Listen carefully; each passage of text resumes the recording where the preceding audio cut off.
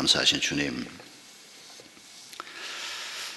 하나님의 백성으로 살아가면서도 예수 그리스도를 주라 고백하고 살아가면서도 저희 삶 속에는 끊임없이 문제가 생깁니다. 예수 그리스도가 내 삶의 주라면, 하나님이 내 삶의 왕이라면 하나님은 말씀하시기를 넉넉하게 그 문제를 극복할 수 있다 말씀하시지만, 그러나 저희는 많은 문제들 앞에서 쉬 넘어지고 울고 고통을 당하면서도 그 상황을 제대로 벗어나지 못할 때가 많습니다.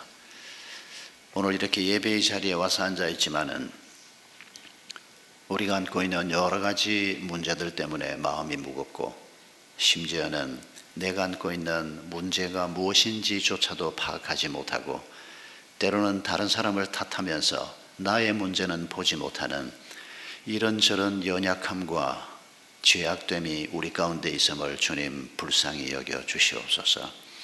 사사시대 백성들만 그랬던 것이 아니고 오늘 저희들 또한 같은 문제를 안고 있사오니 주님 저희를 깨우쳐 주시고, 저희가 오직 하나님을 왕으로 예수 그리스도를 내 삶의 주인으로 모시고 이번 한 주간도 우리의 가정에서, 우리의 일터에서, 때로는 눈물이 있고 고통이 있는 현장에서 우리가 하나님의 은혜와 도움으로 우리의 문제를 넉넉하게 극복할 수 있도록 주님 저희를 도와주시옵소서. 이 시간 저희가 함께 나누는 말씀 위에 주의 성령께서 축복해 주시기를 바라오며 예수님의 이름으로 기도하옵나이다. 아멘. 이번 리우 올림픽의 최고의 영웅 중에 한 사람이 마이클 펠프스라는 것을 아마 여러분 보도를 통해서 보셨을 것입니다. 이번에 32살인 미국의 저병이 주종목인 이 마이클 펠프스는 이번에만 금메달 5개, 은메달 1개를 땄습니다. 그리고 이 사람이 15살 때 2000년에 있었던 시드니 올림픽에 처음 참여해서 이번 올림픽까지 그가 딴 메달은 모두 28개입니다. 금메달이 23개, 은메달이 3개, 그리고 동메달 2개. 이건 올림픽 역사에서 최다 메달 기록입니다. 잘 아시는 대로 이 사람이 6살 때 ADHD 판정을 받았습니다. 주의력 결핍증, 과잉장애 행동이라고 하는 장애인입니다. 그런데 운동을 하면서, 수영을 하면서 건강도 상당히 회복할 뿐만 아니고 전 세계 언론이 주목하는 영웅으로 이 사람이 그동안 살아왔습니다. 올림픽 최다 메달 선수, 올림픽 최다 금메달 선수, 5회 연속 올림픽 출전 선수, 최고령 금메달리스트, 그리고 하나 더 있습니다. 한 종목에서 올림픽 4회 연속 금메달을 딴 겁니다. 엄청난 기록을 가지고 있는 사람입니다. 이 사람이 버는 돈이 얼마나 될까요? 계산하기 어려울 정도입니다. 1년에 수백억 이상 엄청난 돈을 올림픽에서 금메달 딴 것 때문에 받는 연금이나 장려금 이런 것들은 푼돈이고, 아시는 대로 광고에서 엄청난 돈을 버는 전 세계 스포츠계 최고 선수 중에 한 사람입니다. 그런데 이번에 언론에 보도가 됐습니다만, 이런 영웅이었지만 이 사람이 2년 전에 슬럼프에 빠졌습니다. 그런데 그 정도가 좀 심했습니다. 음주운전을 하다가 사고를 내고 경찰에 체포가 됐습니다. 이 사람이 했던 말이 뭔가 하니까, 금메달을 그렇게 많이 따고 돈을 그렇게 많이 벌고 이름이 전 세계에 알려지고 자기를 모르는 사람이 없을 정도로 유명한 사람이 됐는데도 자기 정체성 때문에 나는 도대체 어떤 존재인가, 이 정체성이 확립되지 않으니까 흔들리게 되고 결국 술을 마시게 되고, 그게 반복되다가 결국 음주운전까지 가게 되고 사고를 내게 되고, 세상은 내가 없어도 잘 돼 나간다. 뭐 금메달을 몇 개 땄느니 뭐 어떻느니 하지만은 나라고 하는 존재는 도대체 무엇인가? 이 정도 성과를 이루었는데도 나라고 하는 존재는 티끌만한 존재처럼 느껴지고 아무것도 아닌 존재처럼 느껴지고 돈을 많이 벌었다고 해서 자존감이 생기는 것도 아니고 이런 자기 정체성 문제가 이 사람에게 아주 심각한 문제였던 것처럼 우리 모두에게도 심각한 문제입니다. 극심한 우울증에 빠져있던 이 사람이 리워런 목사의 목적이 이끄는 삶을 통해서 하나님을 만났다고 이번 리우 올림픽 때 이 사람이 기자들 앞에서 인터뷰를 하면서 얘기를 했습니다. 하나님을 만난 다음에 지난해 10월에 애리조나주에 있는 심리 트라우마 그리고 중독 센터에 들어가서 본격적으로 훈련을 받고 우울증 치료, 음주, 알코올 중독까지 간 것 같지는 않은데 이 술 문제도 치료를 받으면서 그리고 올림픽에 다시 나올 준비를 해서 이번에 마침내 올림픽에 불과 한 10개월 후에 나오게 된 겁니다. 그리고 이번에도 또 놀랍게도 금메달을 혼자서 5개를 딴 겁니다. 그리고 이제 더 이상 32살 나이로 다음 올림픽에는 도저히 출전할 수 없는, 그래서 이번에 결국 은퇴를 하는 그런 선수였는데, 이 사람이 이번 리우 올림픽의 인터뷰에서 한 말 중에서 이 말이 가장 인상적이었습니다. 삶의 목적은 나로부터 찾는 것이 아니었다는 것입니다. 내 인생이 그렇게 흔들리고 그렇게 돈을 벌고 그렇게 명예를 얻어도 인생이 근본적으로 흔들릴 수밖에 없는 것은 자신의 삶의 목적을 자신으로부터 찾고 세상에서부터 찾았기 때문이라는 것입니다. 삶의 목적은 나로부터 찾는 것이 아니고 나를 창조하신 하나님으로부터 찾아야 하는 것이었습니다. 이게 펠퍼스가 이번 리우 올림픽 때 한 말입니다. 세상 사람들은 별 관심 없습니다. 그러나 너무도 중요한 말을 했습니다. 하나님이 삶의 목적이 되지 못하고 하나님이 자기 삶의 중심에 있지 못할 때, 사사시대 표현으로 바꾸어서 얘기해 보면 하나님이 왕이 되지 못할 때, 우리가 신약적인 표현으로 바꾸어서 얘기해 보면 예수 그리스도가 내 삶의 주인이 되지 못할 때, 심지어 교회를 출입하고 믿음을 좀 가지고 있고 신앙의 변두리 인물로 우리가 신앙생활을 한다고 해도 하나님이 왕이 되지 못하고 예수 그리스도가 내 삶의 주인이 되지 못할 때 우리의 정체성은 살아나지 않을 것입니다. 계속 흔들리게 될 것입니다. 돈 앞에서 흔들리고 명예 앞에서 흔들리고, 그 돈을 얻고 그 명예를 펠퍼스만큼 얻을 수 있는 사람이 세상에 몇이나 있겠습니까? 그 엄청난 돈을 얻어도 그는 전혀 행복하지 못했고 결국 술에 빠져들어가고 인생을 무너뜨리려고 했던, 죽어버리려고 했던 그런 자리에까지 들어갔다고 말하고 있습니다. 펠퍼스가 하나님을 왕으로 모시지 못하고 돈을 따라 살고 명예를 따라 살고 그리고 그걸 상당히 성취했다고 생각했는데도 불행할 수밖에 없었던 바로 그 모습은 우리가 계속해서 읽고 있는 사사시대 이스라엘 백성들의 모습과 크게 다르지 않습니다. 오늘 우리가 읽은 본문 26절에 이 엉망진창이 되어 있는 이스라엘 백성들의 삶의 모습을 이렇게 기록하고 있습니다.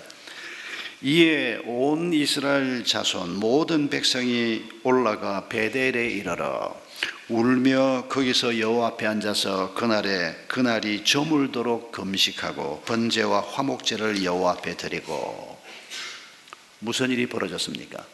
무슨 일이 벌어졌길래 하나님의 백성들이 지금 약속의 땅에 살고 있는데, 그리고 40만 군대를 가지고 지금 뭔가를 도모하고 있는데 왜 이렇게 슬피 울면서 하나님 앞에 엎드려 있습니까? 이스라엘 역사에서 가장 비극적인 전쟁이 시작된 것입니다. 수많은 전쟁이 이스라엘 땅에 있었지만은 동족들 사이에 전쟁을 하는 경우는 거의 없었습니다.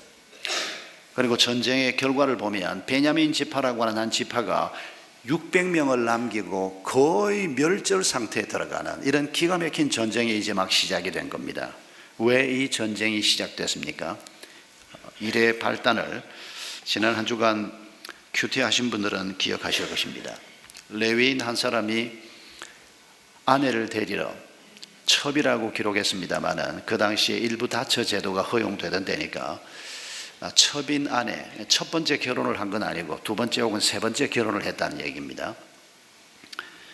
아내를 데리러 아내의 고향인 베들레헴 친정집으로 갔습니다. 이 아내는 나중에 여러 가지 스토리들을 성경이 암시적으로 표현하고 있습니다만은, 우선은 우리가 발단만 간략하게 살펴보면 이 레위인은 오늘 교역자 비슷한 신분의 사람입니다. 따로 일하지 않고 농사 짓지 않고 12지파가 11조를 주면 그걸 가지고 먹고 살고, 레위 지파 중에서 아론의 후손들은 제사장이 돼서 섬기고 나머지 레위인들은 제사장들과 함께 성전 봉사를 하는 겁니다. 차례를 짭니다. 번을 짜서 이번 한 주간은 어느 레위 지파다, 이번 한 주간은 어느 레위 지파다, 이런 식으로 예루살렘에 올라가서 봉사를 합니다. 그리고 레위 지파는 모여 살지 못합니다. 12지파가 다 자기 땅을 가지고 한 지역에 사는데, 레위 지파는 12지파 속으로 들어가서 삽니다. 성만 줍니다. 그러면 그 성에 들어가서 텃밭만 가지고 살면서 자기가 머물고 있는 그 지파를 영적으로 지도하고 그들을 섬기고, 그 지파가 하나님 앞에 거룩한 삶을 살도록 돕는 일을 하는 사람, 그 사람들이 바로 레위 지파였습니다. 그런데 이 레위인 한 사람이 아내를 데리러 갔다가 이제 집으로 그 아내를 데리고 돌아갑니다. 그런데 집으로 돌아가면서 여부서를 지나는데, 그 여부서가 예루살렘입니다. 그때까지만 해도 예루살렘은 이스라엘 땅에 편입되어 있지 않았습니다. 이방인들이 살고 있었습니다. 그래서 여부서에서 하룻밤을 잘까? 아니, 이방인들이 사는 땅에서 하룻밤을 자는 것보다 기브아까지 가자. 거기에서 수마일 더 떨어져 있는 기브아까지 갑니다. 그 기브아는 레위인의 성입니다. 레위인만 사는 성은 아닙니다. 그러나 그 기브아 안에 레위인들이 있고 여러 이스라엘 백성들이 함께 사는 그런 성읍인데, 기브아에 가서 머물면 동족으로부터 보호도 받을 수 있고 그래도 좀 편안하게 하룻밤을 쉬고 갈 수 있지 않을까, 그렇게 생각해서 기브아에 들어갔습니다. 자기들을 맞아주는 사람들이 없었습니다. 그래서 길바닥에 앉아 있는데 어떤 노인이 우리 집으로 가자 그래서 들어갔습니다. 그런데 그날 밤에 그 노인의 집을 에워싼 불량배들이 있었습니다. 동성애자들이었고, 그리고 나중에 보면 양성애자들인 것을 알 수가 있는데, 처음에는 레위인 이 남자를 원했습니다. 그래서 동성애자라고 판단하는 겁니다. 그런데 우여곡절 끝에 레위인이 자기 아내를 내줍니다. 그런데 그 아내를 집단 성폭행을 하는데, 단순한 동성애자가 아니고 양성애자라는 걸 알 수가 있는데, 이 여인이 그날 저녁에 남편이 코앞에 있는데도 불구하고 하나님의 백성들입니다. 베냐민 지파 기브아 사람들, 고약한 사람들이긴 하지만 이스라엘 백성들 때문에 성폭행을 당하고 그날 밤에 죽습니다. 이 레위 사람이 자기 아내의 시신을 자기 집으로 들고 들어가서 이 시신을 12조각을 냅니다. 그리고 12지파에게 시신의 한 조각씩을 보냅니다. 내가 하나님의 백성들이 사는 기브아 땅에서 이런 악행을 당했다. 이 소식을 듣고 12지파가 회의를 소집합니다. 어떻게 이런 고약한 일이 하나님의 백성들이 사는 땅에서 있을 수가 있단 말이냐. 40만 군대를 모읍니다. 그리고 베냐민 지파를 징벌해야 한다. 그런데 그 징벌의 방식이 처음에는 타협을 하면서 베냐민 지파에게 기브아에서 악을 행한 그 불량배들을 잡아서 내놓아라, 그들을 처벌하는 것으로 끝날 수 있다는 얘기입니다. 악을 행한 자는 그들이고 우리 공동체 안에서 율법을 어기고 하나님의 정의를 어긴 이들을 처벌해야 한다. 그런데 베냐민 지파가 그걸 거절합니다. 왜 거절합니까? 왜 우리 지파 사람을 너희들이 마음대로 죽이느니 살리느니 하느냐는 겁니다. 얼핏 생각하면 이해가 잘 안 된다. 40만 군대가 지금 소집이 되어 있고 자기들은 2만 몇천 밖에 안 되는데 이 전쟁에서 도저히 이길 수 없을 텐데, 물리적으로라도 특히 악을 행한 자들인데 그들을 보호한답시고 전쟁을 해서 600명 밖에 남지 않는 처참한 이런 패배를 어떻게 감수하려고 하는가. 그런데 여러분, 우리 자신이 가끔씩 이런 경험을 했던 걸 생각하면 적이 얼마나 강하냐 논리적으로 잘 생각하지 않습니다. 자기들도 뛰어난 기가 막힌 돌팔매질을 할 수 있는 군인들이 700명이나 있다는 겁니다.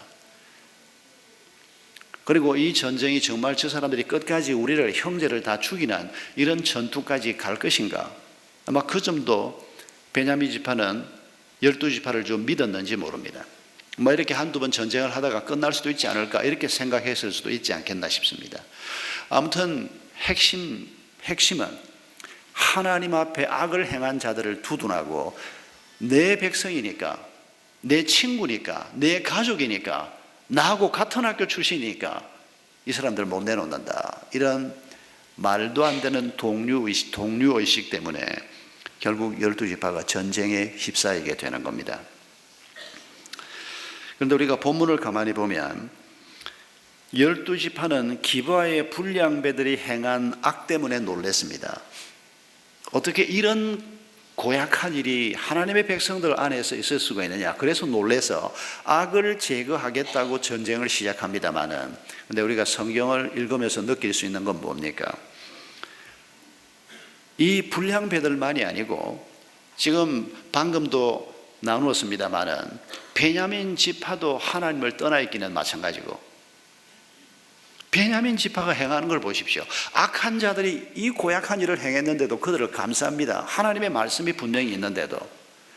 그리고 우리가 지금 사사기를 읽으면서 벌써 200년이 아니고 오랫동안 이 백성들이 말씀에서 떠나가고 둔감한 자가 되고 계속해서 이런저런 모양으로 죄를 범하고 하나님을 떠나 있는 그런 안타까운 모습을 성경은 우리에게 전하고 있습니다. 지난 한 주간 동안 읽었던 본문에서 하나님께서 하나님이 왕이 되지 못하고 자기 마음대로 살고 있는 하나님의 백성의 모습이 어떤 것이라고 지적하는지 다시 한번 보십시다. 19장 1절에 이렇게 시작됩니다. 이스라엘의 왕이 없을 그때에 에브라임 산지 구석에 거주하는 한 레위 사람, 이렇게 얘기가 시작됩니다. 왕이 없었다는 겁니다. 하나님이 왕 노릇을 하지 못하고 있었다는 것입니다. 하나님의 말씀이 그 백성들에게 별로 영향을 주지 못하고 있었다는 것입니다. 이럴 때 한 레위인이 아내가 행음을 하고 친정으로 갔다 그랬는데 RSV 성경은 이걸 뭐라고 번역하는 거 아니까 행음이 아니고 음행이 아니고 아내가 남편에게 화가 나서라고 번역을 했습니다. 이 번역 자체가 두 가지로 번역될 수 있는 단어이긴 한데, 그래서 어떤 분들은 이 화가 나서를 가지고 번역하고 주석하는 학자들 중에서는 이렇게 주석하는 사람도 있습니다.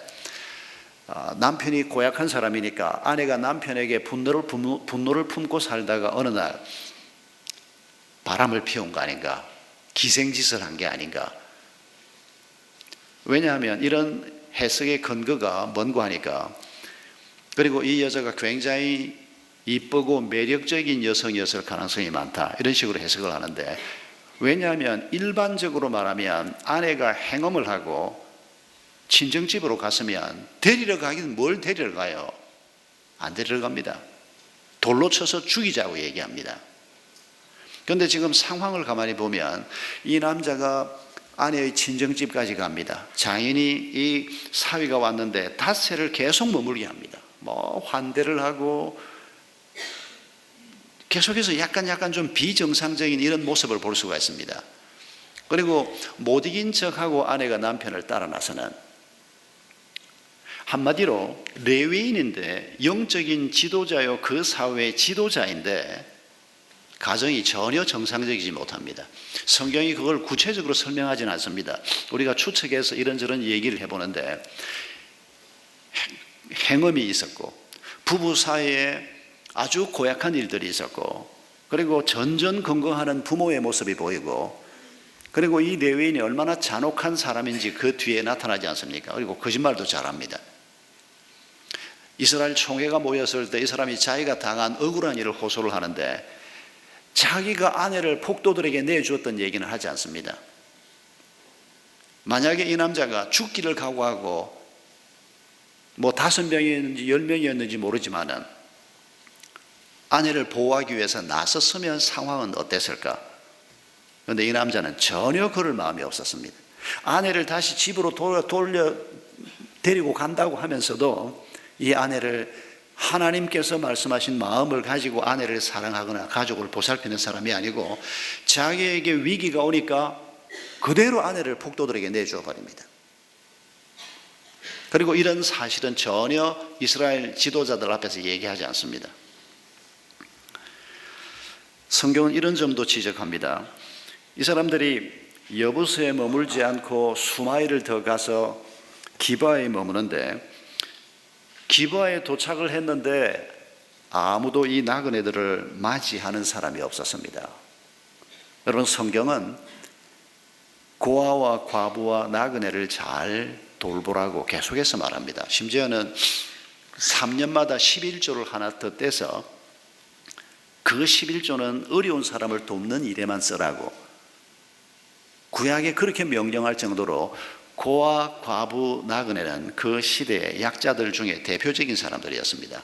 그래서 우리 집 근처에, 우리 마을에 나그네가 있으면 우리 집에 와서 하룻밤 자고 가십시오. 이건 율법으로 명령되어 있는 일입니다. 뭐 요즘은 뭐 호텔도 있고 뭐 나그네라고 해서 무조건 약자는 아닙니다. 그러나 치안이 그렇게 잘 돼 있지 않고 또 나그네들이 약자일 수밖에 없는 건 길 떠나면서 많은 돈을 가지고 다니는 것도 위험합니다.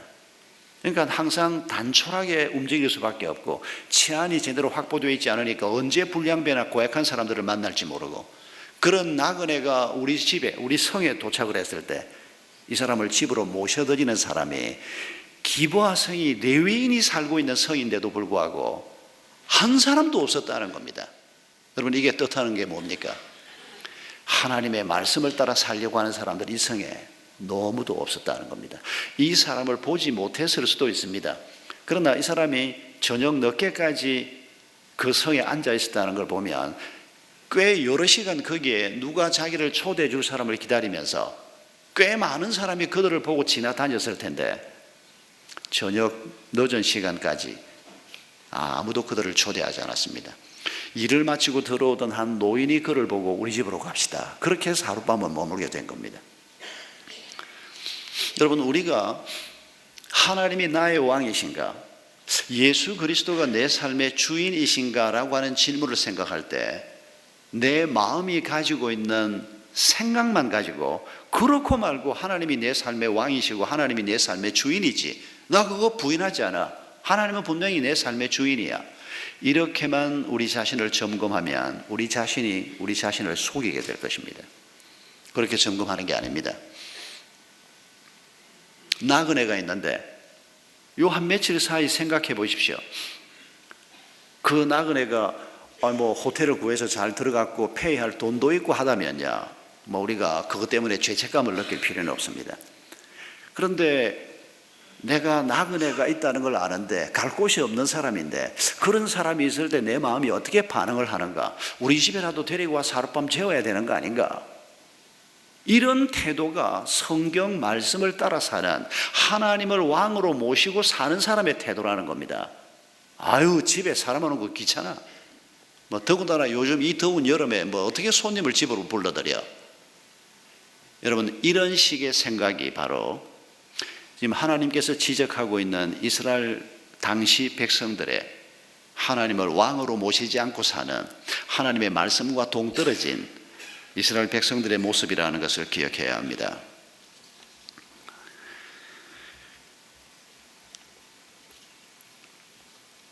여러분, 우리가 이 기브아 성에 불량한 무리라고 표현되고 있는 이 사람들을 떠올리면서 우리의 가족이나 혹은 우리 가까이 있는 사람에 대한 우리의 태도를 점검해 보는 것도 아주 중요합니다.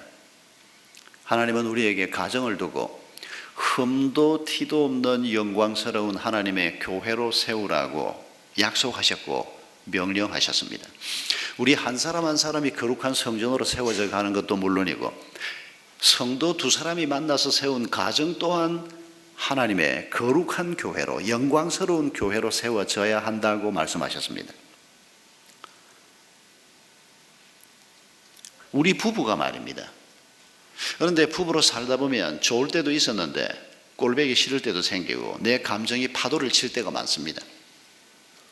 그러나 여러분, 우리가 그런 감정을 따라 사는 자들이 아니고 하나님께서 내게 허락한 내 배우자와 함께 그 배우자가 좀 부족한 점이 심지어 있다고 해도 하나님은 우리에게 우리의 가정을 영광스러운 하나님의 교회로 세우라고 약속하시고 명령하셨습니다. 그런데 지금 이 레위인은 영적 지도자임에도 불구하고 그리고 아내를 행음했음에도 불구하고 집으로 데리고 오기로 했다는 말은 아내를 용서했다는 말입니다. 벌 주기 위해서 데리고 가는 게 아닙니다. 사연은 모르지만은 그래도 꽤 괜찮은 결정을 한 겁니다. 이 아내를 집으로 데리고 와서 다시 결혼 생활을 하리라. 그런데 어떤 분이 그런 글을 쓴 걸 읽었습니다만은 이 여성이 너무 매력적이고 이뻐서 데리러 간 거지 정말 이 아내를 위해서 사랑하고 헌신하고 섬길 마음으로 데리러 간 사람이 아니었던 증거가 바로 이 여자를 대하는 태도라는 겁니다. 위기가 왔을 때 이 여자를 내줘버리는, 여러분 이건 전혀 그리스도인들이 부부로서 또 가족으로서 부모님이나 자식에 대한 태도도 마찬가지입니다. 하나님이 말씀하신 가정을 세워가야 하는 이런 약속의 명령을 받은 우리로서 이게 바로 그 당시 사람들이 가지고 있는 죄악된 모습, 하나님이 계시지 않는 가정의 모습이라는 겁니다.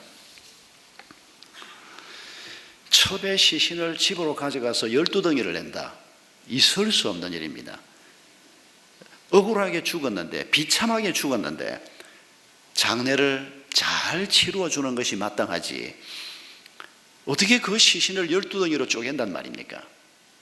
이 레위인은 아주 고약한, 아주 잔혹한 사람입니다. 사람들에게 내가 억울한 일을 당했다라고 호소하는 것은 다른 방법으로 해야지 감정을 따라서 지금 움직이는 겁니다. 사람들이 그 몸 조각을 받았으면 얼마나 사람들이 놀랬겠습니까? 그 점에서는 효과가 있었습니다. 그러나 죽은 사람에 대한 예의가 아니고 하나님의 말씀은 시신을 그렇게 대하라고 말하지 않습니다. 한 사람에 대해서, 그 사람의 죽음에 대해서, 또 남아있는 가족에 대해서 왜 장례를 우리가 그렇게 시간 들여가면서 엄숙하게 치릅니까? 바로 그들의 슬픔을 잘 달래기 위해서입니다. 그런데 이 남편은 한때 자기의 아내였던 여자를 이렇게 잔혹하게 다루는, 그런데 여러분 이게 오늘 우리에게도 늘 있다는 겁니다. 정말 좋아서 결혼을 했는데도 다투고 마음이 상하고 이러고 나면 얼마나 잔인해지는지 모릅니다.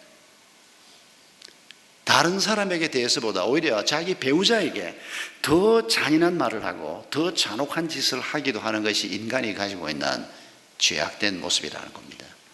우리가 이것과 늘 싸워야 할 것입니다.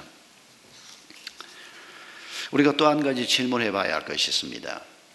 마침내 전쟁이 벌어졌습니다. 베냐민 지파가 자기 백성 내주지 않겠다고, 그리고 자기들에게는 기가 막히게 돌을 던지는 700명의 용사들이 있다고, 성경이 그걸 언급하는 것은 이 베냐민 지파가 이 용사들의 무에 솜씨를 믿고 전쟁을 벌인 것이 아닌가라고 생각해 볼 수 있는 암시를 우리에게 주는 겁니다.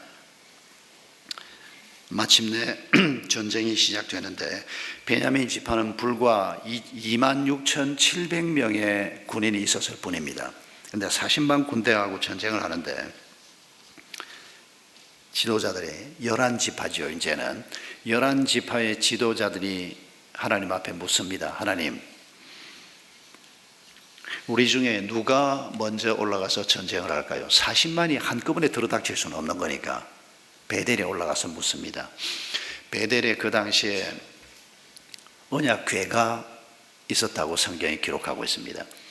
성막은 실로에 있었습니다. 여호수아가 가나안 땅으로 들어갈 때 성막이 분명히 실로에 있었다고 언급이 되는데 무슨 연유로 언약궤는 성막 안에 있지 않고 베델에 와 있었는지 성경이 기록은 하지 않습니다. 분명히 이렇게 분리돼서 존재했던 때가 있었던 것 같아 보입니다. 그리고 또 그 베델은 역사적으로 굉장히 의미가 있는 자리입니다. 조상들이 어려운 일이 있을 때 그 베델에서 하나님 앞에 예배를 드리고 또 조상이 그 베델에서 놀라운 하나님의 약속의 환상을 보기도 하고, 그래서 이스라엘 백성들에게 베델이라고 하는 곳은 하나님의 은혜가 임하고 하나님과 좀 더 친밀하게 대화할 수 있는 이런 곳으로 그들 마음속에는 자리매김을 하고 있는 곳이었습니다. 그래서 그 베델로 올라가서 이제 전쟁을 벌여야 하니까, 그것도 기가 막힌 동족을 죽이는 전쟁을 벌여야 하니까 하나님 앞에 누가 먼저 올라갈까요? 유다 지파가 먼저 올라가라. 하나님이 응답한 전투를 하는데 첫날 전투에서 11지파의 군인 22,000명이 죽습니다. 전혀 이기지를 못했습니다. 11지파의 지도자들이 얼마나 놀랐겠습니까?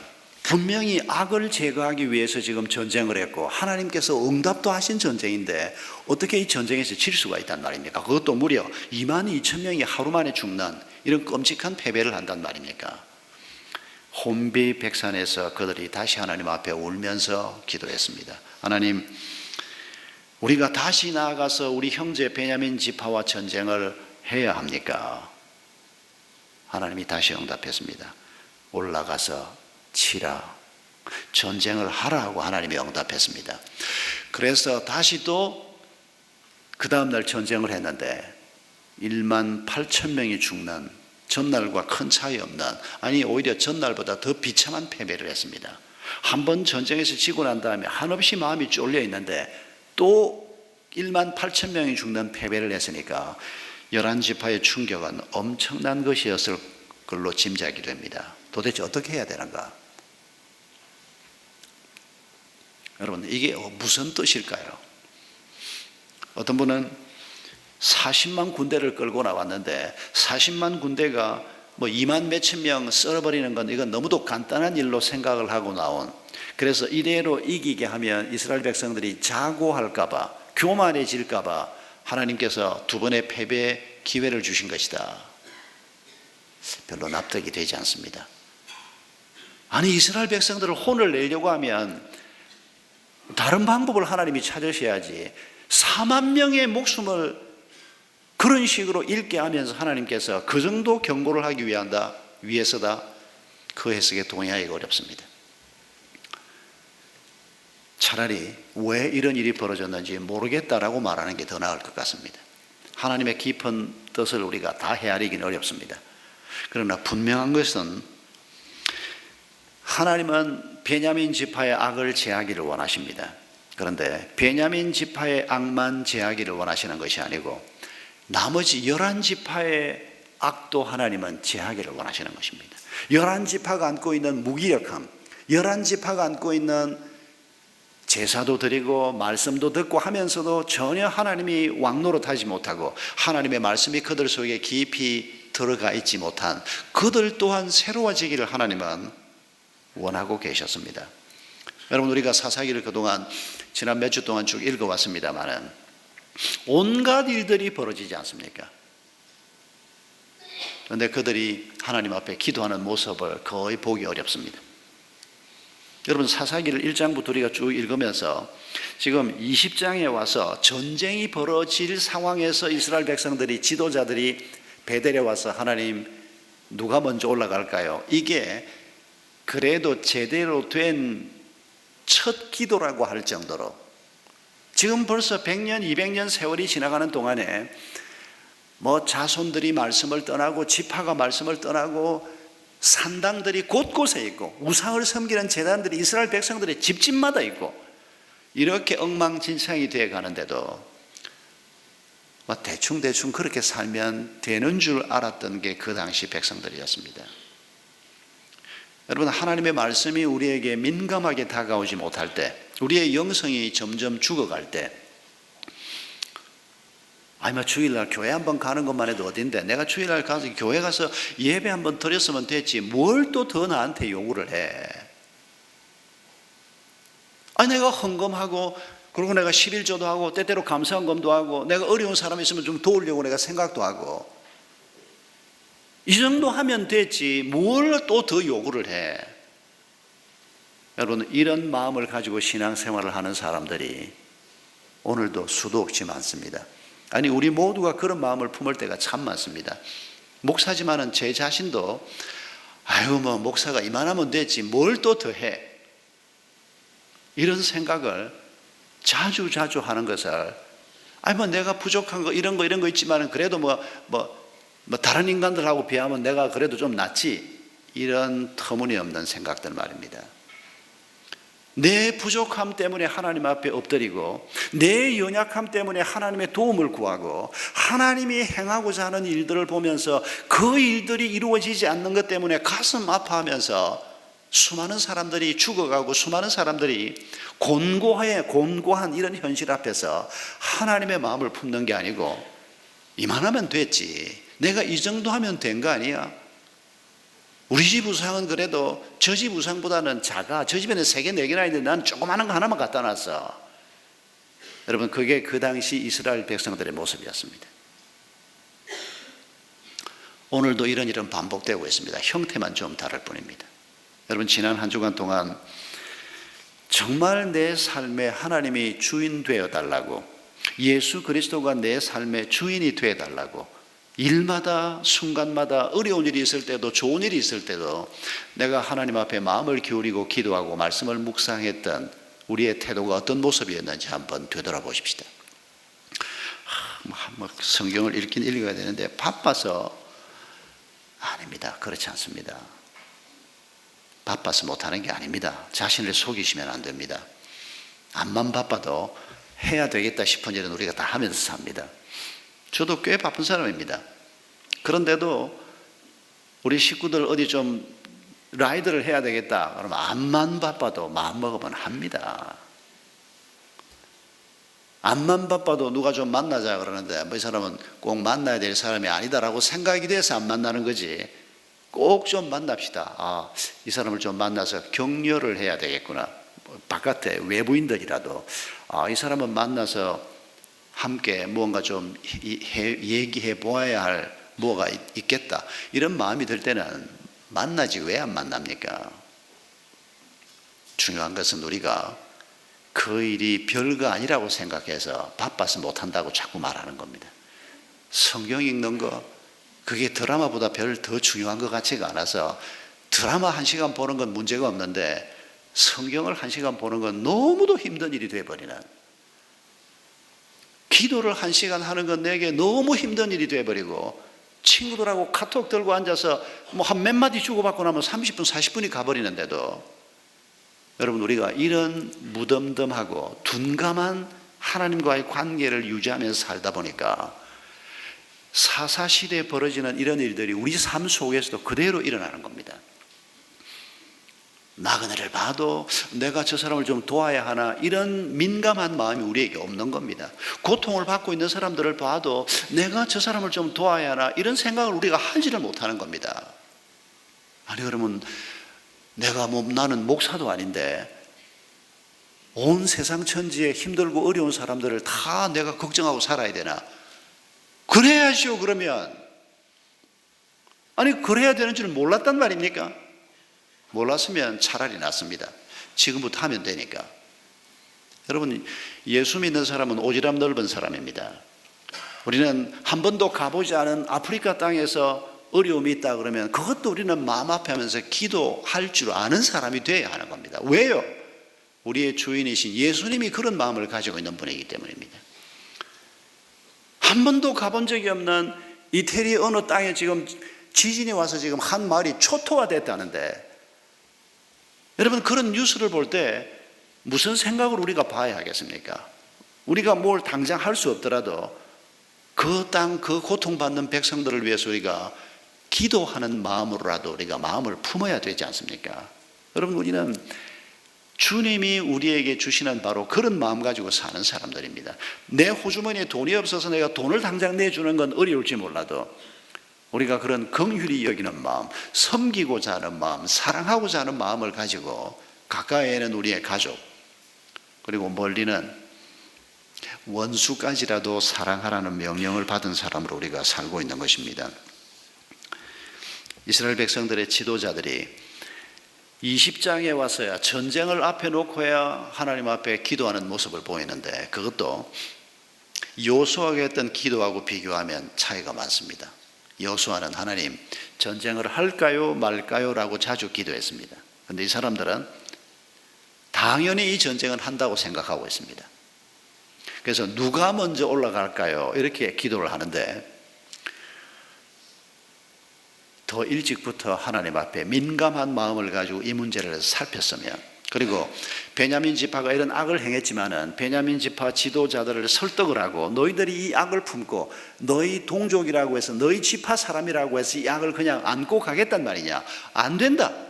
베냐민 지파 리더들하고 말이 통하는 사람이 누군지 협상단을 꾸리고 그들을 파송을 하고 하회를 기다리고 함께 하나님 앞에 금식을 선포하고 베냐민을 살리는 일을 위해서 좀 더 적극적으로 하나님의 뜻을 구하고 이런 노력을 보이는 게 아니고 전쟁 준비부터 합니다. 소식을 듣자마자 군대를 소집합니다. 40만이 모였습니다. 국사가 이런 식으로 진행이 되는 겁니다. 더더군다나 모세의 율법에 신명기에 두세 정인이 없으면 어떤 사람도 죽일 수 없다고 얘기합니다. 그런데 이런 율법도 완전히 무시됩니다. 레위 사람이 얘기를 하니까 40만 군대를 소집합니다. 경박한 지도자들의 모습을 그대로 보여줍니다. 레위 사람의 얘기를 들었으면 지금 고발을 당한 사람 얘기도 들어야 하는 겁니다. 그게 율법입니다.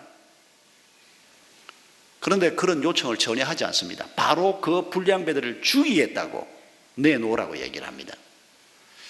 여러분, 이 성경 기록의 면면의 과정에서 철저히 무시되고 있는 하나님의 말씀, 철저히 무시되고 있는 하나님의 마음, 그러면서 또 기도를 하니까 하나님께서 올라가라 그랬습니다. 이기게 해주겠다고 말씀을 안 하셨습니다. 올라가라. 여러분, 모든 이스라엘 백성들이 새롭게 하나님 앞에 서기를 바라는, 우리가 이 하나님의 마음을 기억하면서 이번 한 주간도 우리를 통해서 하나님의 뜻이 이루어지기를 하나님이 원하시지 않습니까? 이만하면 됐다, 내가 판단하는 그런 수준이 아니고 성경이 약속하고 성경이 우리에게 말하는 그리스도인의 길 말입니다. 부부가 그리스도께서 교회를 사랑하는 것 같이 서로 사랑하고, 이건 감성적인 사랑을 얘기하는 게 아닙니다. 책임을 다하고 섬기라는 겁니다. 그게 부부요, 그게 가족이라는 겁니다. 나그네가 내 눈앞에 있을 때, 힘든 사람이 내 눈앞에 있을 때 핑계 대지 말고 그들을 섬기라는 겁니다. 내가 할 수 있는 만큼 섬겨보라는 겁니다. 그러지 못한 이스라엘 백성들의 모습을 왜 우리에게 보여줍니까? 악한 일이 생겼을 때 그 악을 처리하는 방법도 하나님의 말씀을 따라 하라는 겁니다. 정인들을 불러보고 어떻게 해서든지 혹시라도 잘못된 재판을 하거나 결정을 하지 않도록 논의를 하고, 근데 너무도 경박하게 결정하고 너무도 경박하게 40만 군대를 소집을 하고, 여러분, 이런 사람이 국사를 맡고 있으면 예나 지금이나 나라는 흔들릴 수밖에 없습니다. 여러분, 오늘도 우리가 비슷한 모습들을 많이 보는데, 그러나 대한민국은 옛 이스라엘 같은 신앙 공동체는 아닙니다. 그냥 한 나라가 있을 뿐입니다. 불신 세상 속에 우리가 예수 믿는 사람으로 이 세상에 속해 있을 뿐인데, 우리가 하나님 알지 못하는 국가의 지도자 혹은 경제계의 지도자, 문화계의 지도자, 교육계의 지도자라고 해도 이 사람들이 이렇게 경박하게 결정하고 이렇게 함부로 결정하는 일은 없도록 우리가 기도하고 우리 사회를 조금씩이라도 섬길 수 있어야 할 것입니다. 그래야 부족한 우리를 통해서 하나님의 뜻이, 하나님의 사랑이, 하나님의 정의가 우리가 발을 딛고 있는 그곳에 조금씩이라도 확산되어 갈 수 있을 것이기 때문입니다. 하나님은 오늘 이런 기대를 가지고 우리에게 이 말씀을 주시는 겁니다. 부담만 잔뜩 가지라고 이 말씀을 주시는 것이 아니고 이 길을 걸어갈 수 있도록 하나님이 우리와 함께 하겠다. 그래서 결국은 승리를 안겨주시는 이 하나님을 우리가 바라보면서 우리 함께 주님을 찬송하십시다. 하늘에 계신 우리